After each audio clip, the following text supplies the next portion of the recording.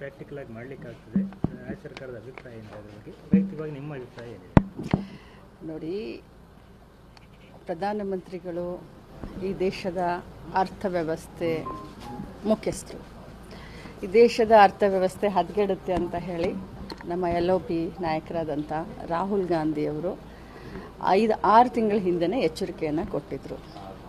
ದೇಶದ ಅರ್ಥವ್ಯವಸ್ಥೆ ಮೇಲೆ ಅನಾನುಕೂಲವಾದಂಥ ಪರಿಣಾಮ ಬೀರುತ್ತೆ, ಈಗಲೇ ಸುಧಾರಿಸ್ಕೊಳ್ಳಿ, ಇನ್ನೂ ಟೈಮ್ ಇದೆ ಅಂತ ಹೇಳಿ ಯುದ್ಧ ಶುರು ಆಗೋಕ್ಕಿಂತ ಮುಂಚೆನೇ ಕರೆ ಕೊಟ್ಟಿದ್ದರು. ಆದರೆ ಅದಕ್ಕೆ ಯಾವುದೂ ಗಮನ ಕೊಡದೆ ಪಾಲಿಟಿಕ್ಸ್ನಲ್ಲಿ ತಲ್ಲಣ ಆದರು.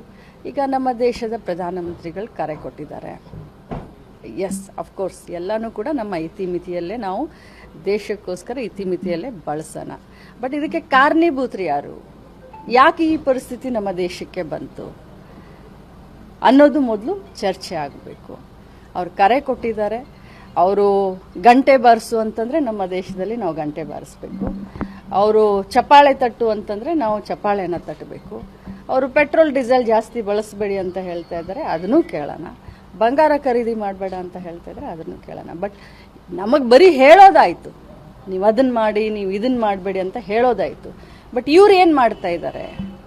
ಇವ್ರು ಏನು ಮುಂಜಾಗ್ರತೆ ಕ್ರಮವನ್ನು ತೆಗೆದುಕೊಂಡ್ರು? ಅದು ದೊಡ್ಡ ಪ್ರಶ್ನೆ. ಈಗ ಯಾಕೆ ರಷ್ಯಾದಿಂದ ಖರೀದಿ ಮಾಡಬೇಕು ಅಂದ್ರು ನಾವು ಟ್ರಂಪ್ನ ಪರ್ಮಿಷನ್ ಕೇಳಬೇಕು? ಈಗ ಮತ್ತೆ ಅದೇ ಡೆವಲಪ್ಮೆಂಟ್ ಮತ್ತೆ ನೀವು ನೋಡಿದ್ದೀರಲ್ಲ, ಮಾಧ್ಯಮದಲ್ಲೇ ನಮಗೆ ತೋರಿಸಿದ್ದೀರಾ ಯಾವ ರೀತಿ ಟ್ರಂಪ್ ಅವರು US ಯಾವ ರೀತಿ ನಮ್ಮ ಪ್ರಧಾನಮಂತ್ರಿಗಳನ್ನು ಕಂಟ್ರೋಲ್ ಮಾಡ್ತಾ ಇದೆ ಅನ್ನೋದನ್ನು ತಾವೇ ಮಾಧ್ಯಮದಲ್ಲೇ ತೋರಿಸಿದ್ದೀರಾ.